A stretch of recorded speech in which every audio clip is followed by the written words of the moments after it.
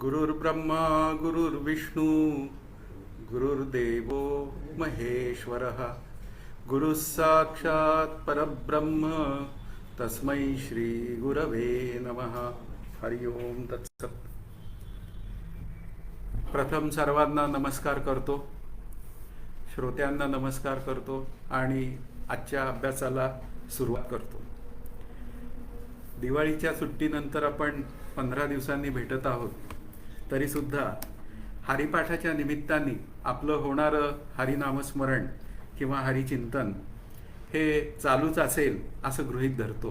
कारण आजचा अभंग जो आहे तो हरीचं नामस्मरण काय पद्धतीने व्यक्त व्हावं ही भूमिका मांडणारा आहे. आणि तो अभंग आपल्याला असं सांगतोय, नित्य सत्य मीत हरिपाठ ज्यासी कळीकाळ त्यासी न पाहे दृष्टी. इथे कळीकाळ शब्दाचा अर्थ यमदेव. जो हरीचं म्हणूया तो हरी कसा आहे तर नित्य आणि सत्य आहे. आणि मीत शब्दांनी संख्या सांगितलेली आहे. असं संख्येने का होईना हरीचं जो नामस्मरण करतो त्याला कळीकाळ म्हणजे यमदेव त्याच्याकडे म्हणूया वाकड्या नजरेने पाहत नाहीत. रामकृष्ण उच्चार अनंत राशी पापाचे कळप पळती पुढे. म्हणजे आपल्या पापांचे जे संचित पापांचे जे कळप असतात ते हरिनामाने दूर होतात. म्हणजे संचित प्रारब्ध क्रियमाण अवघा झाला नारायण. म्हणजे माझं प्रारब्ध सुद्धा हरिरूप होऊन जातं. ही भूमिका पुढे अभ्यासात येणार आहे. हरी हरी हरी मंत्र हा शिवाचा म्हणती जे वाचा तया मोक्ष. पुन्हा 3 वेळा हरी हरी हरी म्हणजे पुन्हा नामाचं संकीर्तनच सांगितलेलं आहे.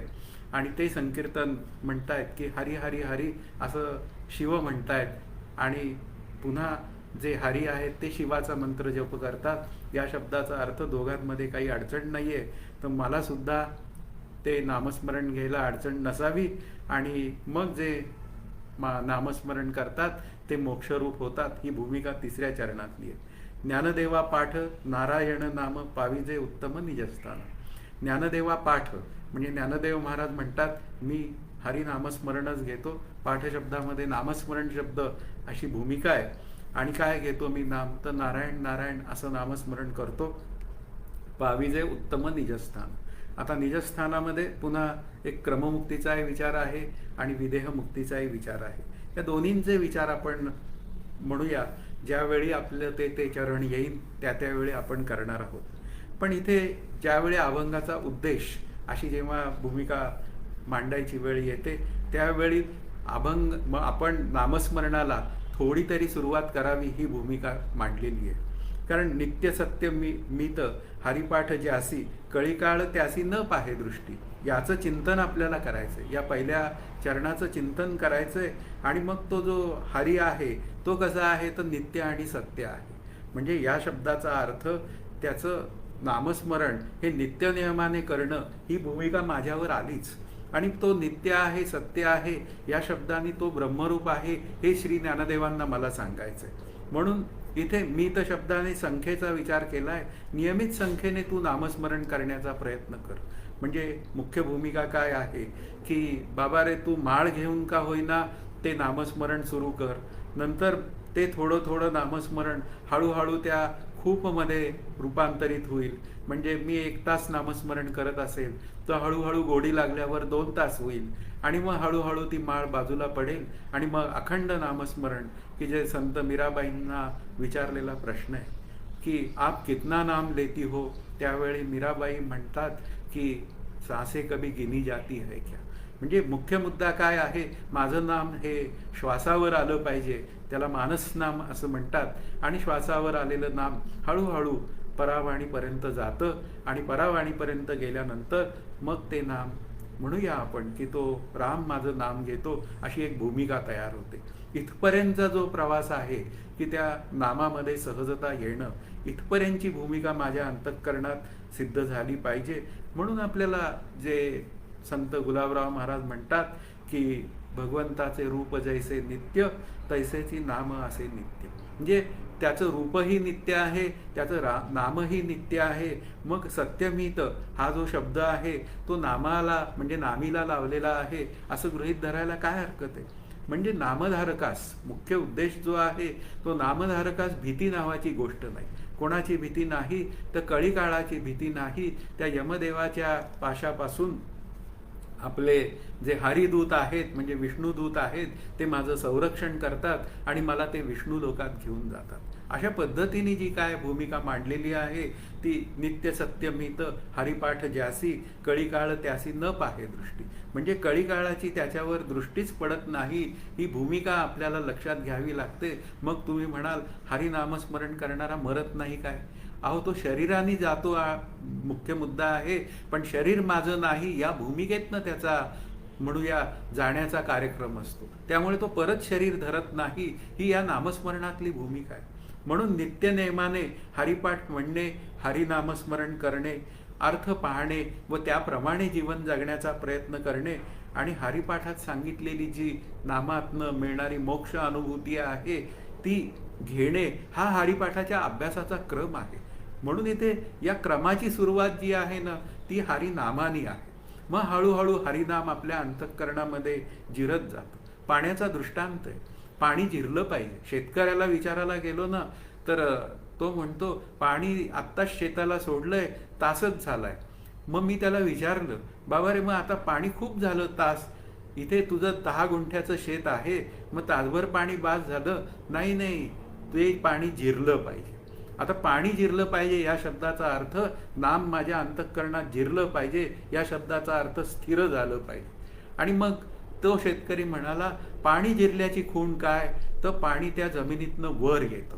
म्हणजे पाणी पाणी होऊन जातं. तसंच माझं अंतःकरण नाममय होणं हे पाणी जिरल्याचं जसं जमिनीत लक्षण आहे तसं ते अंतःकरणात नाम जिरल्याचं लक्षण आहे. अशा पद्धतीने नामानी स्थिरता, जिरणं या शब्दामध्ये स्थिरता येणं ही हरिपाठाची भूमिका आहे. आणि ती जर माझ्या अंतःकरणात नामस्मरण वृत्ती तयार झाली तर सतत माझी अंतःकरण वृत्ती नामस्मरण घेतच राहते. मग आता या हरिनामाने त्याला मुख्य त्या नामस्मरण घेणाऱ्याला काय फायदा होतो? तर हरिनामस्मरणाने त्या कळी काळाची दृष्टीच त्याच्यावर पडत नाही. आता कळीकाळ या शब्दामध्ये 2 अर्थ आहेत. एक कळीकाळ या शब्दाचा कलियुग असा अर्थ आहे आणि कलियुगात पाप करण्याची वृत्ती जास्त आहे. आणि पाप करण्याची वृत्ती असल्यामुळे आपल्या हातून पाप घडण्याची खूप मोठी शक्यता असते. पण नामस्मरण मात्र मला जे देवाला आवडतंय तसंच कर्म करायला भाग पाडतं. कारण जे देवाला आवडत नाही ते मी करणार नाही या भूमिकेतनं नामस्मरण भक्ती आपल्यामध्ये स्फुरत जाते, स्मरत जाते. या शब्दाने काय होऊन जातं, माझ्या पाप करण्याच्या वृत्तीची जी काय भूमिका आहे ती आपोआप दूर होते या केवळ नामस्मरणाने. आणि याला काय म्हणायचं, तो शास्त्र भाषेत बोलायची जेव्हा वेळ येते तेव्हा मलदोष निवृत्त होतो. कारण हे 2 दोष जे आहेत, मलदोष आणि विक्षेप दोष, ही चित्तातील चंचलता आणि पुन्हा हा जो पाप करण्याची वृत्ती, हा जो सगळा विचार आहे तो केवळ एका नामाने बाजूला होतो. नाम हे म्हणूया निष्काम कर्म करण्याचं एक साधन पण आहे आणि नामाने माझी अंतःकरण वृत्ती शांत पण होते. नामामध्ये उपासना पण आहे. कारण नाम नामीचा अभेद आहे. नामामध्ये विठ्ठलाच्या रूपाचा विचार आहे. नामामध्ये विठ्ठलाच्या म्हणूया चरित्राचा विचार आहे. रामाच्या चरित्राचा विचार आहे आणि त्या चरित्रातनं त्याचं वागणं बोलणं, रामाचं वागणं बोलणं, अशा पद्धतीने आपल्या पुढे श्रीराम भगवान श्रीकृष्ण येतात आणि माझी अंतःकरण वृत्ती दिवसेंदिवस शुद्ध आणि शांत होत जाते. हाच या निष्काम कर्मोपासनेचा बहिरंग आपल्याला मिळालेला भाग आहे. त्यातूनच त्या नामातनं मग नामनामीचा अभेद सिद्ध होत जातो. थोडासा विचार होतो आणि मी माझ्या स्वरूपाशी एकरूप होतो. म्हणून इथे कळीकाळ शब्दामध्ये कलियुगातली जी पापं आहेत ती माझ्या अंतःकरणाला शिवत नाहीत ही भूमिका आपल्या अंतरंगात तयार होते. आणि दुसरा शब्दाचा अर्थ आहे, कली शब्दाचा अर्थ आहे, कली म्हणजे यमदेव. आता यमदेव अशी भूमिका आहे की यमदेवांकडे एकच काम आहे, तो शंकराचा अवतार आहे. आणि शंकराचा अवतार असल्यामुळे त्यांनी फक्त या माणसांचा नाश करायचा आणि त्यांना घेऊन जायचं एवढी भूमिका त्याच्याकडे आहे. हा लोकांचा खरा गैरसमज आहे. खरं यमदेव सुद्धा काही वाईट नाहीयेत. कारण त्यांच्याकडे नचिकेत महाराज जेव्हा गेले तेव्हा यमदेवांनी त्यांना मोक्षाचाच उपदेश केलेला आहे. अशा पद्धतीने उपनिषदात यमदेवाची आणि नचिकेताची भूमिका आहे. त्यामध्ये यमदेवानी त्यांना ब्रह्मयज्ञच करायला सांगितलं आहे. ब्रह्मयज्ञ म्हणजेच पुन्हा नामयज्ञाला ब्रह्मयज्ञाचा दर्जा आहे. अशा पद्धतीने असे ते यमदेव आहेत. पण मूळ मुद्दा काय आहे, जेव्हा यमदेवाचे दूत या म्हणूया नाम घेणाऱ्याला घेऊन जायला येतात शरीर रूपाने, म्हणजे त्याचा जीव घेऊन जायला येतात, तेव्हा मात्र विष्णुदूत त्याला अडवतात की हा नामस्मरणातला नाम करणारा हा माणूस आहे, तर याला तुम्हाला यमलोकात नेता येणार नाही. यमलोक हा केवळ शिक्षा देण्याचा विचाराचा भूमिकेचा आहे. तर मग त्या शिक्षेची भूमिका सुद्धा केवळ नामाने माझी अंतःकरणातनं दूर होते. म्हणून इथे काय आहे, यमदेवाचे दूत मला सहाय्यभूतच होतात, तो केवळ त्या नामाचा परिणाम आहे. म्हणून कळीकाळ पाहे, कळीकाळ त्यासी न पाहे दृष्टी, म्हणजे कळीकाळाची दृष्टी त्याच्यावर पडतच नाही, ही भूमिका आहे. म्हणजेच नामस्मरणाने या कलियुगातील पाप करण्याची वृत्ती जी आहे ती केवळ नामस्मरणाने दूर होते.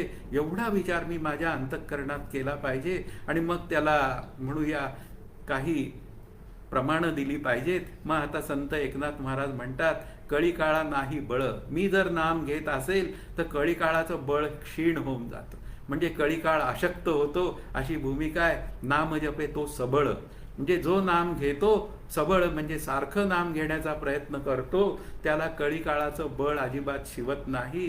मग हरीची या दासा, हरीची या दासा साचे, नाही भय कळीकाळांचे. मग जो हरीचा दास आहे, साधूचा अंकिला हरिभक्त, असं ज्ञानदेवांचं म्हणणं आहे. म्हणजे मी जर का साधूचा अंकिला असेल, मग नाम हे साधू रूप आहे.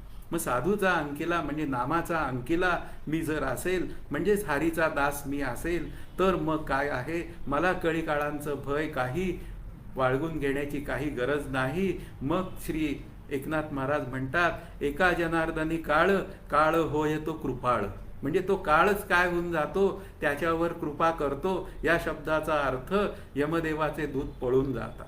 या विष्णुदूतापुढे यमदेवाचे दूत निष्प्रभ होऊन जातात आणि मग ते म्हणतात, यस सर. कोणाला म्हणतात? यमदेवाचे दूत त्या विष्णुदूतांना म्हणतात, यस सर, तुम्ही म्हणताय ते खरं आहे, तुम्ही यांना विष्णू लोकात घेऊन जा, दोघांमध्ये काही भांडण नाही. आणि आपण मात्र उगाच शिव आणि वैष्णव भांडत बसतो, हा आपला केवळ मूर्खपणा आहे. म्हणून तुकाराम महाराज पुन्हा एकदा म्हणतात, तुका म्हणे सत्ता. फार सुंदर विचार मांडलाय, ज्याची काळाची आहे माथा.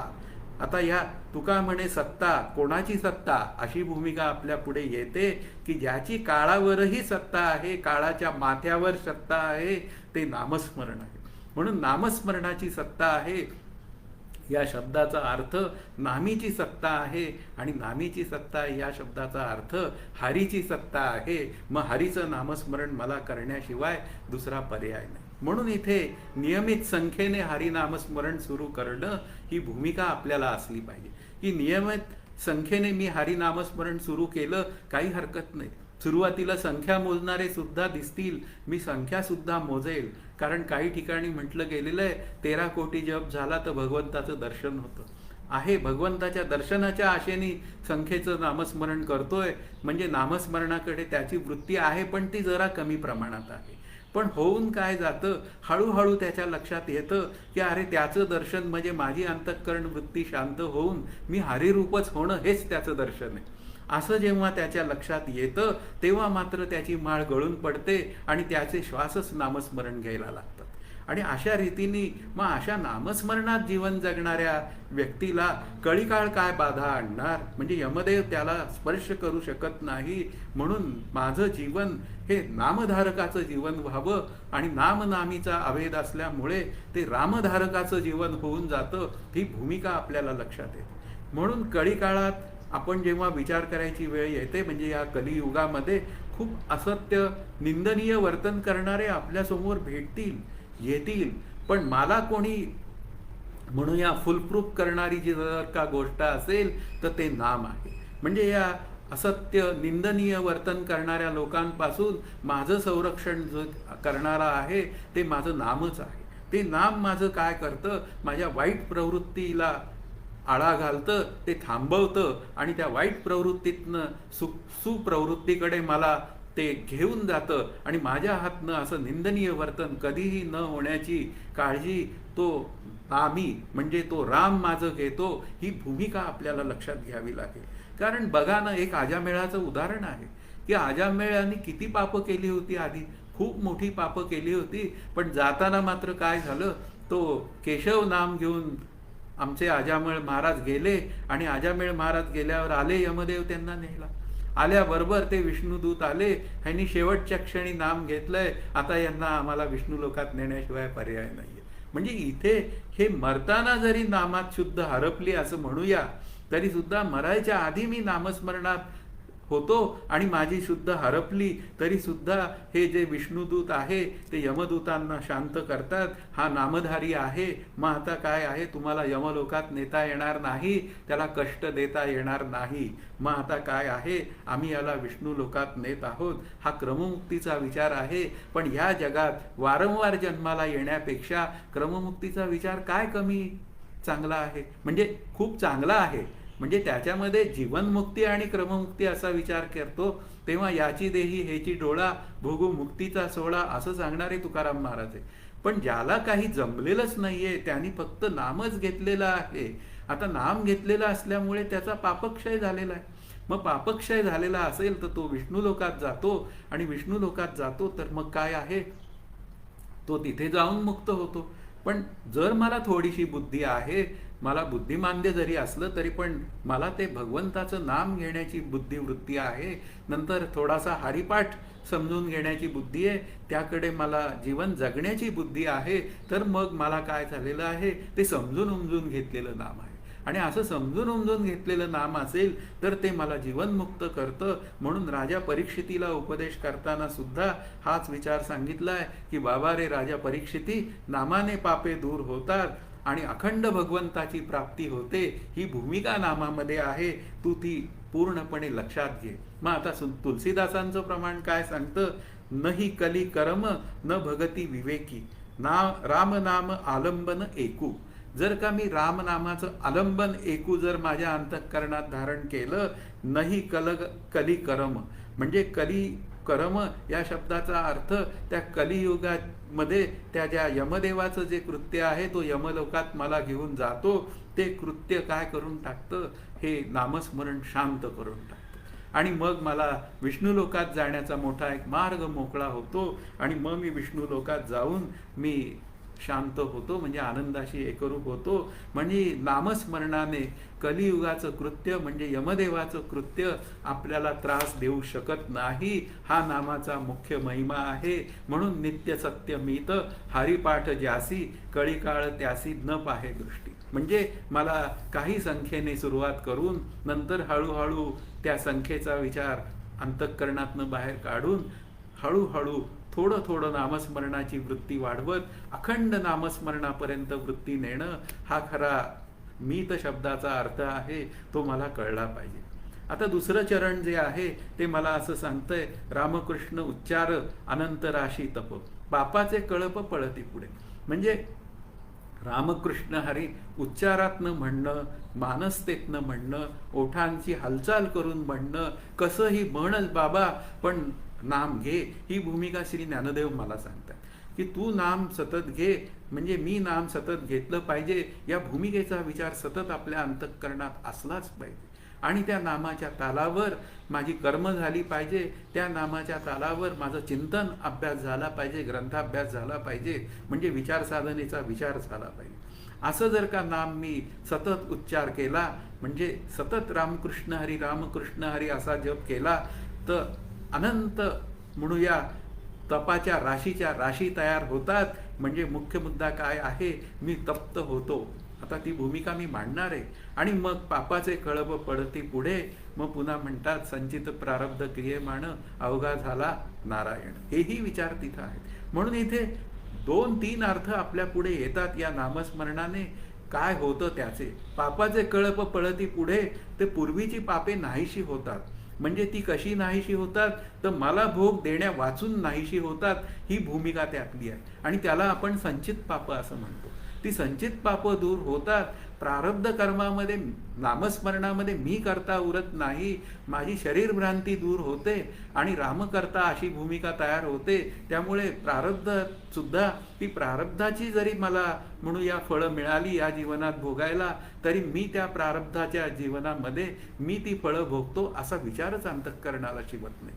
म्हणजे इथे मी करण्याची भूमिका जर त्यांनी क्रियमाण स्वातंत्र्यात घालवलेली असते, ही भूमिका आहे, पण प्रारब्ध सुद्धा शांत होऊन जातं, ते त्याची फळं देतं. पण हा नामस्मरणात असल्यामुळे त्या फळाचा आणि त्या नामामुळे काय म्हणूया अंतःकरण शांत झाल्यामुळे त्या फळाचा आणि या माणसाचा काही संबंधच उरलेला नसतो. अशा रीतीने प्रारब्धातही त्याला कुठल्याही पद्धतीने त्रास होत नाही. मग पूर्वपुण्याई असेल तर मग दुसरा विचार आहे, पूर्वपुण्याईनीच नाम मुखात येते आणि मग ते पुढे नामस्मरण जाते आणि पुढे निरंतर होते. मुखात नाम येण्यासाठी पूर्वपुण्याई आवश्यक आहे.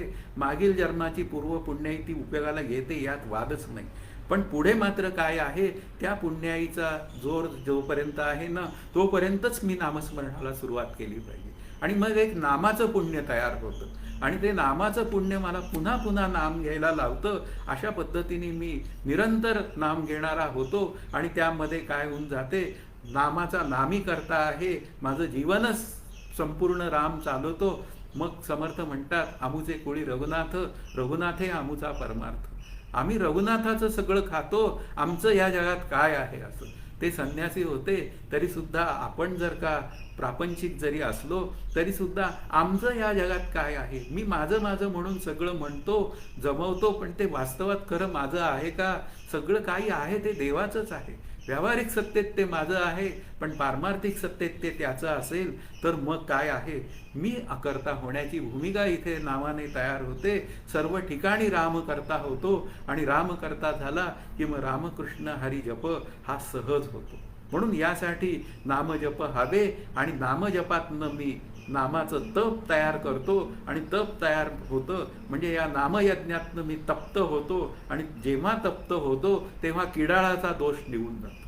सोनं शुद्ध करायची जेव्हा वेळ येते ना, तेव्हा ते तप्त करतात म्हणजे त्याला अग्नीत भासतात. तसंच नामाग्नीमध्ये माझी ही सर्व कर्मे, मी करतो म्हणणारी कर्मे ही भस्मसात होऊन जातात आणि मी अकर्ता होतो. ही खरी नामाची मोठी एक किमया आहे. मग संत नामदेव महाराज म्हणतात, अनंत पुण्यराशी घडे ज्या प्राण्याशी, तरीच मुखासी नाम येत. पुन्हा हे नामस्मरण जे आहे ते पूर्वपुण्याईनी येतं हे मान्य आहे. म्हणून अनंत पुण्यराशी मागील जन्मातल्या आणि मग आता नाम घेऊन मी आता पुढील या जन्मातल्या, पुढील म्हणजे या जन्मातल्या मी पुण्यराशी तप राशी ह्या मोठ्या करतो आणि त्यामुळे पापाचे कळप माझ्या अंतःकरणातनं जे काय पूर्वसंचितातले आहेत ते बाजूला पळतात. म्हणून नामाने तप घडते, तपाने पुन्हा नामजादन घडते आणि मग काय म्हणूया, धंद्याने पैसा वाढतो आणि पैशाने धंदा वाढतो आणि मग तपाच्या म्हणजे नामाच्या राशीच्या राशी तयार होतात. ही भूमिका आपल्याला लक्षात घ्यावी लागते. आणि मग आता उदाहरण दिलं पाहिजे ना, पापाचे कळप पळती पुढे अशी भूमिका मांडताना नामाने वाल्मिकी ऋषी तयार झाले. वाल्या कोळी महाराज काय होते, त्यांचा धंदा एकच होता की येईल त्याला मारायचं, पैसे लुटायचे आणि घरी जायचं. पण जेव्हा त्यांना हे नारद महाराज भेटले तेव्हा वाल्या कोळीला म्हणाले, बाबा रे, तुझ्या पापात कोणी वाटेकरी होऊ शकतोय का? घरी जाऊन विचारल्यावर त्याला म्हणाले की आम्हाला तुझ्या पापात वाटेकरी व्हायचं नाहीये. हेच वाक्य श्री वाल्या कोळीला म्हणूया गेरी मोहरा करायला उपयोगी पडलं. ते एकदम सत्वगुणात आले आणि सत्वगुणात आल्यावर त्यांनी नामस्मरणाला सुरुवात केली आणि वारुळच्या वारुळ त्यांच्या मागे पुढे तयार झाली. पण ते मात्र नामस्मरणातनं ढळले नाहीत आणि अशा रीतीने वाल्या कोळीचे वाल्मिकी ऋषी झाले. आधी रामायण लिहिलं आणि त्यावर हुकुम रामायण घडलेले. एवढी मोठं करण्याची किमया म्हणजे व्यापक करण्याची किमया ही नामस्मरणामध्ये आहे. म्हणजे ते कुठे गेले, ते विष्णू लोकात गेले. म्हणजे अजामेळ नावाची जी गोष्ट आहे तो विष्णू लोकात गेला. मग आता काय म्हणतात संत, परिणामाचे अद्भुत बळ जाळी सकळ क्षणार्धे. म्हणजे नामाचं बळ इतकं अद्भुत आहे, तुम्ही त्याचा विचार पण करू नका, कारण ते विचाराच्या आवाक्यात येणारच नाही. जाळी सकळ क्षणार्धे म्हणजे पापाचं जे काय सगळं आहे ते सगळं जे काय म्हणूया एक सगळा समुदाय आहे तो समुदाय जाळून टाकतं. म्हणून तर अजामेळ एका नामामध्ये विष्णू लोकात गेले, तेवढ्याने ते मुक्त झाले. पापाचे कळप पळती पुढे या शब्दाचा हा अर्थ आहे. अर्थात नाम घ्यायचे आणि पाप करायचे ही भूमिका मात्र मान्य नाही. ज्ञानदेवांनी सुद्धा एका ठिकाणी म्हणलंय, गंगेत स्नान करायचं आणि उकिरड्यावर येऊन लोळायचं, म्हणजे अंतःकरणाचा उकिरडा करायचा अजिबात मान्य नाही. अंतःकरणामध्ये नामच घ्यायचंय. गंगेने पापहरण केलं एकदा आणि नंतर आता तू नामस्मरण कर, शुद्ध झालास, अशी भूमिका आहे. आणि असं शुद्ध होऊन माझी पापं सर्व जळून जातात आणि मग मी शुद्ध होऊन जातो आणि मला जीवनमुक्ती बहाल होते. आता इथे पुन्हा संत आपल्या मदतीला येतात. सकळही शास्त्रे पठण करिता वेद, सरी नये गोविंद नामे एक. कितीही मी या शास्त्रांचा अभ्यास केला तरी त्या नामस्मरणाची सरी तिथे नाही. गोविंद गोविंद मना लागल या छंद. गोविंद गोविंद असा मनाला कायम छंद लागला पाहिजे. त्याची वेदांत पठणालाही ती सर नाही. मग सकळही तीर्थ प्रयाग राशी, करता नामाशी तुळतीना. कितीही तीर्थयात्रा केल्या तरी सुद्धा नामाशी मात्र काही त्याचा म्हणूया एक पॅरलल संबंध सुद्धा तयार होत नाही. नामाची उंची या सर्वांपेक्षा मोठी आहे. पुन्हा एकदा ज्ञानदेवांचा एक दृष्टांत देतो. तरी कीर्तनाचे नि नटनाचे, नासिले व्यवसाय प्रायश्चित्तांचे. हे लक्षात घ्या की हे कीर्तनाचे नि नटनाचे म्हणजे तो कीर्तनकार नाचतो आणि नाचता नाचता काय म्हणत असतो, तिसरी भक्ती नामस्मरण भक्ती. तुम्ही सर्वांनी नाम घ्या. नासिले व्यवसाय प्रायश्चित्तांचे. हे प्रायश्चित्त घ्या सांगणारे जे काय सगळे जे काय म्हणूया बाबा बुवा आहेत ना, त्यांचे व्यवसायच नाचले. गंडादोरा बांधणाऱ्यांचे व्यवसायच संपून जातात.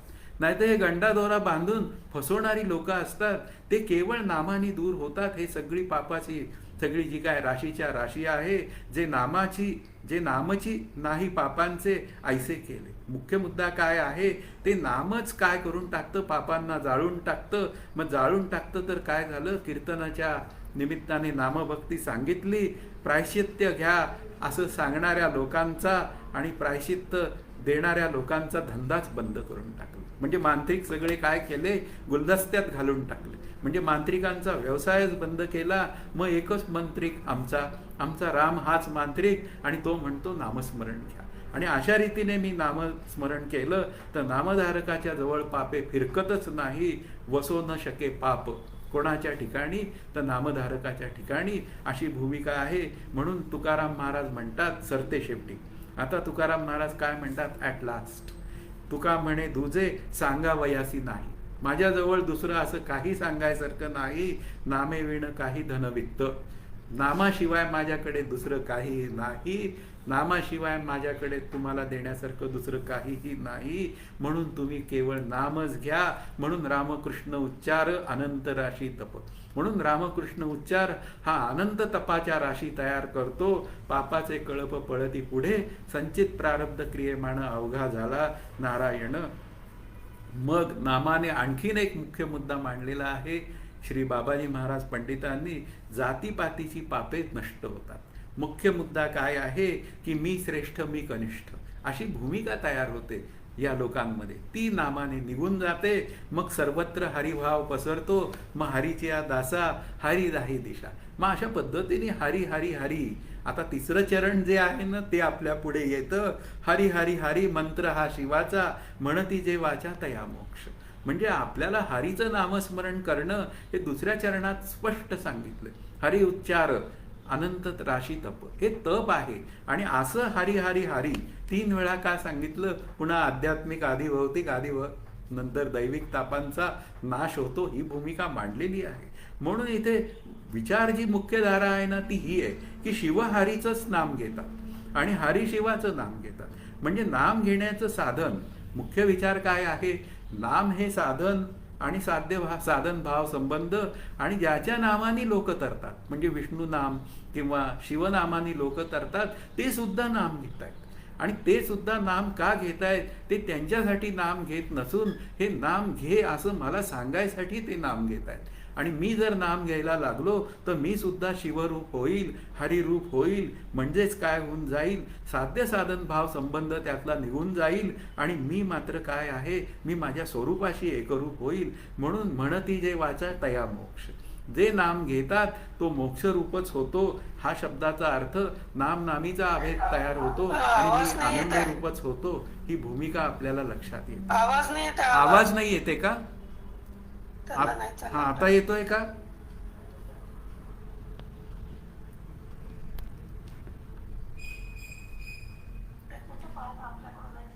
हा, आता येतोय ना आवाज? यायला पाहिजे.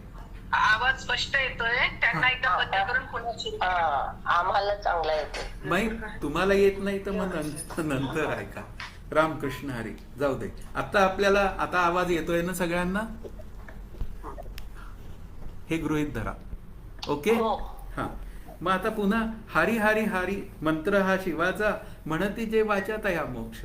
म्हणजे हरी नामस्मरण हा मुख्य विचार माझ्या अंतःकरणात असलाच पाहिजे. म्हणून नाम हे ब्रह्मरूपच आहे. आपल्याला समजून घ्यायचंय ना, तर नाम ब्रह्मरूपच असेल तर काय होऊन जातं, मी माझ्या आनंदाकडे निघून जाण्याची व्यवस्था तयार होते. म्हणून इथे काय आपल्याला, की जो नाम घेतो ना तो हरिरूपच. म्हणून हरी हरी हरी असं सतत म्हणा. ते हरिमंत्र शिव घेतात म्हणून शिव हरिरूप आहे, आणि हरी शिवाचं नाम घेतात म्हणून हरी शिवरूप आहे. अशा दोन्ही प्रकारे आपल्याला जो नाम घेतो तोही मोक्षरूप होतो, ही भूमिका आपल्या पुढे येते.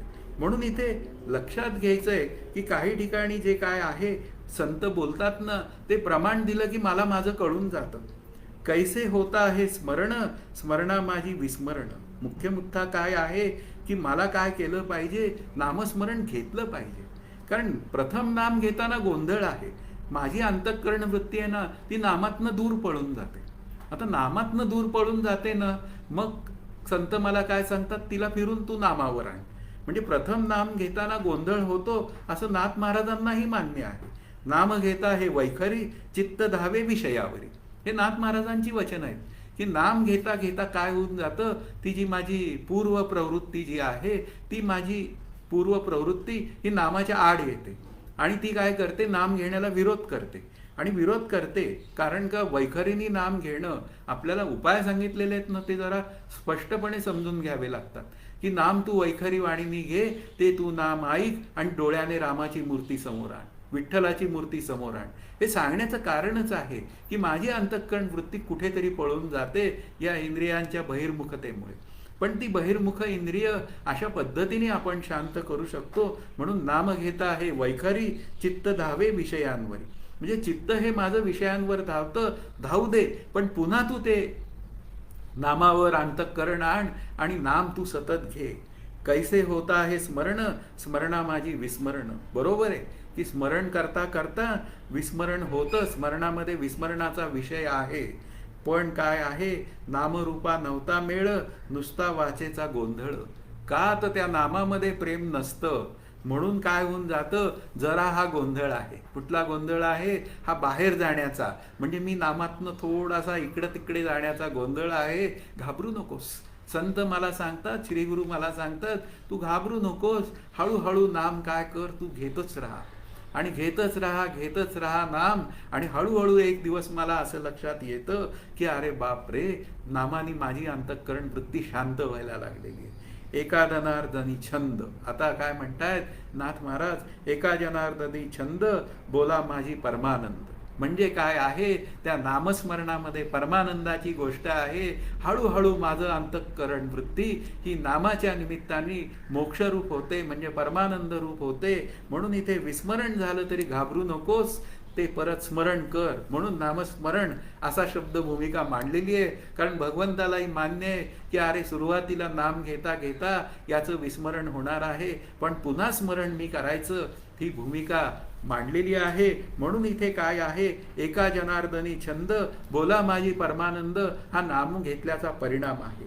नामाचा छंद लागल्याबरोबर, नामाचा छंद लागल्याबरोबर श्री गुरु जनार्दन स्वामी. मुख्य मुद्दा काय आहे, श्रीनाथ महाराज म्हणतात, मला श्री गुरु जनार्दन स्वामींमुळे मला नामाचा छंद लागला. आता माझ्याही गुरूंमुळे मला नामाचा छंद लागला. अशी वृत्ती माझ्या अंतःकरणात तयार व्हावी आणि आता मला त्या नामाबरोबर आनंद मिळत आहे. हाच नामाने मिळणारा मोक्ष आहे. कारण नाम नामीचा आवेद आहे. एकनाम हरी असं म्हटलेलंच आहे की हरी हे जे आहे ते एक नाम आहे. या शब्दाचा अर्थ एक शब्दाने ब्रह्मशब्द सांगितलाय. म्हणजे हरी ब्रह्मरूपच आहे, मग ब्रह्मच हरी रूप आहे. तर मग नाम आणि नामी यांचा अभेद असेल तर मग काय अडचण आहे. म्हणून इथे विचारधारा करायची जेव्हा वेळ येते तेव्हा आपल्याला या नामस्मरणाने केवळ मोक्ष सिद्ध होतो. मग असा नामस्मरणाने जर का मोक्ष सिद्ध होत असेल तर मग हरी हरी हरी मंत्र हा शिवाचा, म्हणती जे वाचा तया मोक्ष. जे नामस्मरण करतात त्यांची वाचा नामस्मरण करते ते मोक्षरूपच होतात. ही भूमिका आपल्या पुढे आहे. मग मला त्याचे परिणाम रूपाने कसे काय मी म्हणतो की मी नामात आहे, हे कसं काय मी म्हणायचं? मग नामाचे परिणाम मला दिसायला लागतात. नामाने काय होऊन जातं, माझं विषयांवरचं अतिरिक्त प्रेम निघून जातं की तो विषय भोगल्याशिवाय मला चैन पडत नव्हती पूर्वी, आता मात्र तो असला तरी चालेल आणि नसला तरी चालेल. बासुंदी मिळाली तरी चालेल आणि नाही मिळाली तरी चालेल. भाजी भाकरी आहे ना, काही अडचण नाहीये, भाजी भाकरी नाम आहे. म्हणजे नामात आपण कायम असलो तर काय म्हणूया, एखादी गोष्ट म्हणूया, शिळीपाकी गोष्ट जरी मिळाली तरी ती गोड लागते. मी शिळपाक खा याचा संदेश देत नाहीये. मूळ मुद्दा आहे की तिथं चवीचं जे प्रेम आहे ना ते घटून जातं आणि मग राम म्हणूया नामाची चव माझ्या म्हणूया मुखात उतरते. म्हणजे रामनामाने माझं मुख अत्यंत गोड होऊन जातं, म्हणजे माझी चव गोड होऊन जाते. मग काय होऊन जातं, विषयावरचं प्रेम निघून जातं, देहादी संसार चिंतन थांबून जातं. मी आणि माझं हा जो सतत विचार माझ्या अंतःकरणात आहे तो निघून जातो. म्हणून हरी हरी हरी मंत्र हा शिवाचा. तुम्ही म्हणत राहा हरी हरी हरी, असं श्री ज्ञानदेव मला सांगत आहे. मग आता हरी नामाने काय होतं, हरीवरचं प्रेम वाढत जातं. नाथ महाराज म्हणतायत, विषयांवर जरी चित्त गेलं तरी फिरून नामावर आणा, त्यांनी काय होईल, हरीवरचं प्रेम वाढेल. आणि हरीवरचं प्रेम वाढलं की मी हरिनामात सहज राहील. म्हणून काहीही या जगातली कृती घडली म्हणूया, आपल्या हातनं घडवायची आहे अशी हरीला आवडणारी कृती घडवायची आहे तर त्याला एकच उत्तर आहे, हरिनामात कृती करा. हरिनामात जर कृती केली तर एकच उत्तर आहे, जय जय रामकृष्ण हरी, जय जय रामकृष्ण हरी. म्हणजे इथे काय आहे, रामकृष्ण हरीचं मला ध्यान लागलं पाहिजे. हरी हरी हरी मंत्र हा शिवाचा, याच्यामध्ये ध्यान सांगितलं आहे. हरीचं ध्यान शिव करतात. ज्याचे जया ध्यान तेची होय त्याचे मन. ही भूमिका लक्षात घ्या. तुकाराम महाराज सांगतायत की ज्याच्या अंतःकरणात प्रपंच असतो ना तो प्रपंचाचं ध्यान करतो, आणि ज्याच्या अंतःकरणात नामाचं ध्यान असतं ना तो नामाचं ध्यान करतो. मग आता ते म्हणतायत, गोविंद गोविंद मना गोविंद गोविंद मना लागली या छंद. गोविंदाचा छंद जर माझ्या अंतःकरणाला लागला, मग पुढे म्हणतात, मग गोविंद ते काया भेद नाही देवातया. म्हणजे सगळीकडे तो गोविंद रूप माझी अंतःकरण वृत्ती होते. मग हरिनामाने सगुण प्रेमाची वृद्धी होते आणि सगुण प्रेमाने सर्वत्र हरिभाव पसरतो आणि प्रत्येक उपाधीमध्ये मी हरीला पाहायला शिकतो. हेच कसं आहे, हे सगळं हरिचिंतनातनं घडलेलं आहे, हरिनामस्मरणातनं घडलेलं आहे. आणि ही जी हरिभक्ती आहे ना ही विना साहित्य आहे. हा मुख्य विचार आहे. तिथं कुठल्याही साहित्याची गरज नाहीये. देव म्हणतो, तू मला काहीही देऊ नको, काही घेऊ नको, फक्त नाम घे.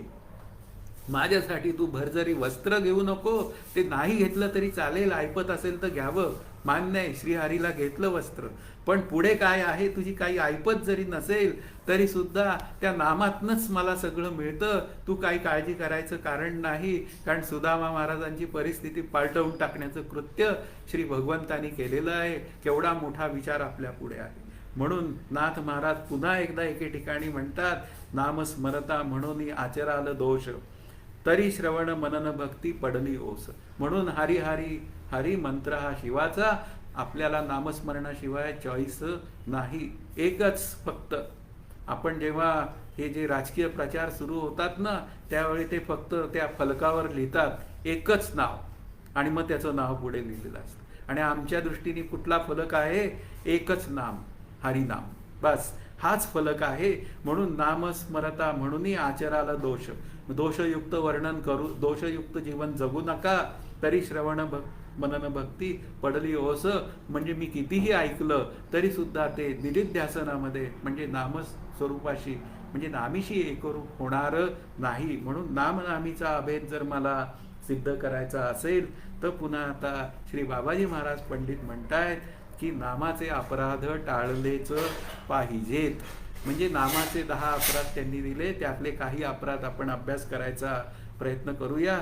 ते नामाचे अपराध टाळलेच पाहिजेत ही भूमिका त्यांनी मांडली. मग नामधारकाने संतांची निंदा करू नये हा लक्षात विचार घेतला पाहिजे. की काय होऊन जातं की आमचे गोंदलेकर महाराज आहेत ना, ते नामस्मरणाचा पुरस्कार करतात, पण ज्ञानलक्षणा भक्तीचे विचार करणारे साधक जे असतात ना, ते काय म्हणतात, गोंदलेकर महाराजांनी विचार साधन सांगितलेलंच नाही. अहो त्यांनी काय सांगितलं ह्याचा विचार करा ना. ते प्रवचन कधी वाचायचं नाही, काही त्याचं विचार करायचा नाही. त्या प्रवचनात त्यांनी वेदविचार सांगितलेले आहेत, पण ते न वाचता आरोप करणं ही संतांची निंदा आहे. आपल्या हातनं संतांची निंदा तरी घडू नये. नाम नाही घेता आलं तर निदान निंदा तरी करू नको. म्हणजे याचा अर्थ काय आहे, मी नाम घेता घेता जर का संतांची निंदा करत असेल तर तो जो नामाचा परिणाम जो आहे, माझी शांत चित्त वृत्ती म्हणजे नामनामीचा अभेद आणि मोक्ष रूपता ही मला मिळणार नाही. म्हणून नामाबरोबर नामधारकांनी संतांची निंदा अजिबात करता कामा नये. दुसरं जो विचार आहे तो दुर्जनाला नाम महात्म्य सांगण्याला अजिबात जाऊ नये. जो नास्तिक आहे, ज्याची नामावर काय देवावरच श्रद्धा नाही, त्याला नाम साधन कर म्हणण्याचा काय आपल्याला अधिकार आहे. आधी मी माझं घ्यावं, मोक्षरूप व्हावं, आणि जर का इच्छा असेल ईश्वराची देवाची तर सांगावं. अदरवाईज मी माझ्या नामात गुंग राहावं ही भूमिका आहे. आणि एखादा सज्जन आला तर त्याला सांगावं, पण दुर्जनाला मात्र काहीच सांगू नये. आणि तिसरा जो नामाचा अपराध आहे, नाम घेतो आणि मी शिवविष्णू मध्ये भेद पाहतो. आता शिवविष्णू मधला भेद अजिबात मान्य नाहीये, कारण शिवविष्णू रूप आहेत आणि विष्णू शिवरूप आहेत. मग असं असेल तर शैव वैष्णव वाद घालायचं काय कारण आहे. एखादा शिवभक्त आला तरी सुद्धा या विष्णू भक्ताला त्याच्या पाया पडायला काय हरकत आहे. कारण पुन्हा काय आहे, साधूचा अंकिला हरिभक्त. अहो तो शिवाचं नाम घेतोय म्हणजे तो काय आहे, तो साधूचा अंकिला आहे. मग मला नमस्कार करायला काय अडचण आहे. म्हणजे इतका सरळ शुद्ध विचार या नामामध्ये येतो. म्हणून शिवविष्णूमध्ये जो भेद पाहतो नामधारक, त्याला नामाचा परिणाम मिळत नाही. संत, श्रीगुरु आणि ग्रंथ यावर विश्वास ठेवावा, त्यांच्यावर श्रद्धा ठेवून अभ्यास करावा. अश्रद्ध वृत्तीने कधीही अभ्यास करू नये. मग संत आणि श्रीगुरूंनी सांगितलेला जो अभ्यास आहे त्याप्रमाणे नामाभ्यास करून मी माझ्या स्वरूपाशी एकरूप व्हावे. मग नामावर विश्वास न ठेवता इतर श्रुत्यादी ग्रंथाची निंदा करणे. मग काय होऊन जातं, नामधारकालाही असंच वाटायला लागतं की एक नामच काय आहे, श्रेष्ठ आहे. आणि मग त्या श्रेष्ठतेमध्ये मी श्रेष्ठ होऊन जातो. आणि मी श्रेष्ठ होऊन गेल्यानंतर मग इतर जी काय साधनं आहेत ना त्यांची निंदा करतो. आपल्याला निंदा नाही करायची. ज्ञानलक्षणा भक्तीची निंदा नाहीये, प्रेमलक्षणा भक्तीची निंदा नाहीये, ध्यानलक्षणा भक्तीची निंदा नाहीये. त्यातला अवघड भाग आपल्याला फक्त हे करायचं. बाबा रे, नामसाधन सोपं आहे, ते सोपं असल्यामुळे करणीय आहे ही भूमिका आहे फक्त. हरिमुखे म्हणा, हरिमुखे म्हणा, या अभ्यासाची ही भूमिका आहे. म्हणून इथे इतर श्रुत्यादी जे ग्रंथ आहेत, श्रुती स्मृतींचे मुख्य ग्रंथ आहेत, त्याच्यावर आपण कुठेही आक्षेप आणायचं कारण नाही, कारण ते ईश्वराने निर्माण केलेले आहे. नामाचं महात्म्य सांगणाऱ्या ग्रंथाला खोटं ठरवणं म्हणजे पुन्हा गोंदलेकर महाराजांना खोटं ठरवणं, तुकाराम महाराजांना खोटं ठरवणं हा अपराध आहे, ही भूमिका आहे. नामधारकाला निषिद्ध आचरण करायला परवानगी नाही. म्हणजे त्यांनी पुन्हा परनिंदा, परस्त्री, परधन हे विचार त्याच्या अंतःकरणात अजिबात येता कामा नयेत. निषिद्ध वर्तन त्याच्या हातनं होता कामा नये. नामजप करतो म्हणून निषिद्ध वर्तन करू नये. नंतर शिव विष्णू समान इतर इंद्रादी देवदेवतांना मान देणे, मानणे पाप आहे. या शब्दाचा अर्थ लक्षात घ्या. हे बाबाजी महाराज पंडितांनी लिहिलंय, मी लिहिलेलं नाहीये. याचा अर्थ काय आहे की जे देव मला मोक्षरूप करायला, म्हणजेच काय आहे, जे देव श्री गुरु रूपात येऊन मला उपदेश करतात त्या देवदेवतांचा विचार करावा अभ्यासासाठी, ही भूमिका आहे. पाप या शब्दाचा अर्थ त्या इंद्रामध्ये सुद्धा मी विष्णूला पाहणं ही भूमिका असलीच पाहिजे. पण पाप या शब्दाचा अर्थ हे इंद्रादी देव जे आहेत ते गुरु रूपात येत नाही, म्हणून ते माझ्या मोक्षास कारण होत नाही. आणि हे शिवविष्णू नावाचे देव आहेत ते माझ्या गुरुच्या रूपात येतात. कैचा माझ्या विठ्ठलाचा प्रेम भावो, देव तोची होय गुरु. म्हणजे देवच गुरु होय अशी भूमिका आहे. मग देवच गुरु होत असेल तर ते जे होणं आहे ना ते पुण्यकारक आहे. ते मला माझ्या अनर्थ पुन्हा जन्म मरणाच्या म्हणूया फेऱ्यातनं चुकी म्हणजे ती बाजूला करतात आणि मला माझ्या आनंदरूपतेकडे घेऊन जातात. म्हणून विष्णू समान इतर लोकांना म्हणजे इतर देवदेवतांचा विचार आहे की ज्या देवदेवता मला मोक्ष देऊ शकत नाहीत. ही भूमिका आपल्याला लक्षात येईल पाहिजे. असे अपराध न घेता जो शिव विष्णूचं नाम घेतो म्हणजे हे वरील जे अपराध आहेत 9-10 अपराध मी सांगितले ते अपराध न करता जो नाम घेतो तोच मोक्षरूप होतो. कारण इथे काय आहे उपक्रम त्यांनी काय सांगितलंय की तुम्ही हरिनाम घ्या. हरी हरी हरी उच्चारण. मुख्य मुद्दा काय आहे हरीचा नामोच्चार सतत करा. मग तुम्हाला फळ काय मिळेल हे 4थ्या चरणाचा विषय. 4था चरण मला काय सांगतो ज्ञानदेवा पाठ नारायण नाम पाविजे उत्तम निजस्थान. ज्ञानदेव काय म्हणतात की मी सुद्धा नामस्मरणच केलं.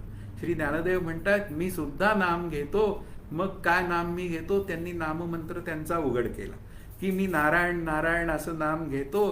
पाविजे उत्तम निजस्थान. आता निजस्थान म्हणजे काय मला माझं मूळचं स्वरूप कळतं. मी कोण आहे हे मला कळून जातं आणि मग काय होऊन जातं मी नारायणाशी एकरूप होतो. म्हणजे मी परमानंदी लीन होतो. म्हणजे मी परमानंदातच आहे. म्हणजे मी नामानंदातच आहे अशी एक भूमिका तयार होते. हेच माझं निजस्थान आहे. हेच माझं मूळ स्वरूप आहे. ते मी नामस्मरणाने जाणलं. आपणही सर्वजण नाम घेऊया.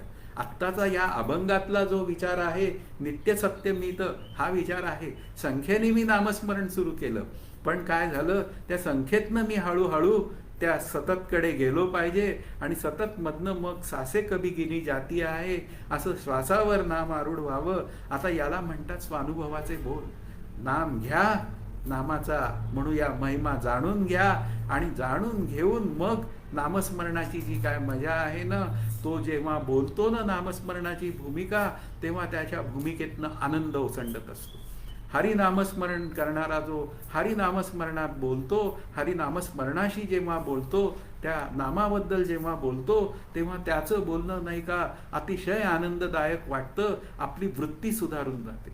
मला नाम घ्यायला म्हणूया एक अंतःकरणात उर्मी तयार होते आणि मला नामस्मरण करण्याची एक वृत्ती तयार होऊन मी नामामध्ये दंग होण्याची एक तयारी सुरू होते. हा खरा त्या नाम घेणाऱ्या व्यक्तीकडनं बोलण्याचा विचार आहे. नाहीतर मग काय आम्ही बोलतो एक आणि करतो एक. आपण हरिपाठाचं चिंतन करत आहोत. नाम घेणे हा माझा धर्म झाला पाहिजे. हरिपाठाचं चिंतन मांडायचं आणि हरिनाम घ्यायचं नाही याला काय अर्थ आहे. हरिनाम घेत घेत हरिचिंतन मांडायचं आणि मग ते चिंतन मांडता मांडता हरिरूपच व्हायचं.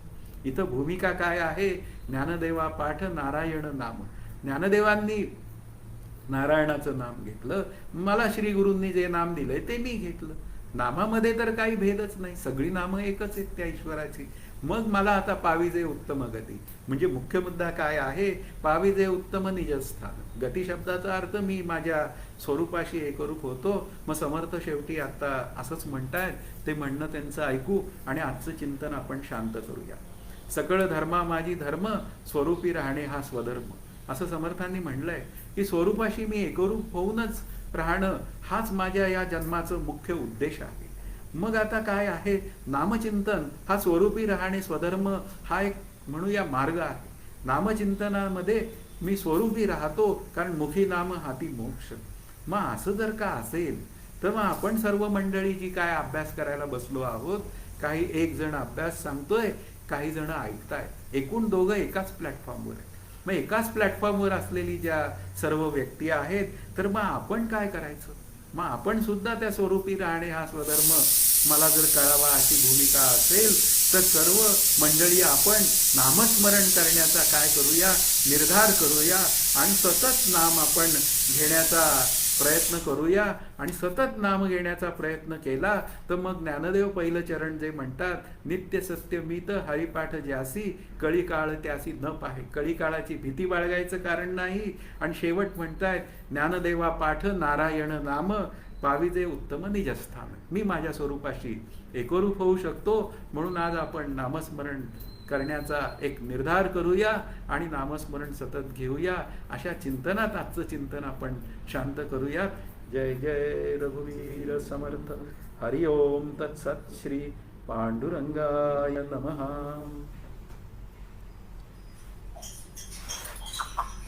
जय जय रघुवीर समर्थ.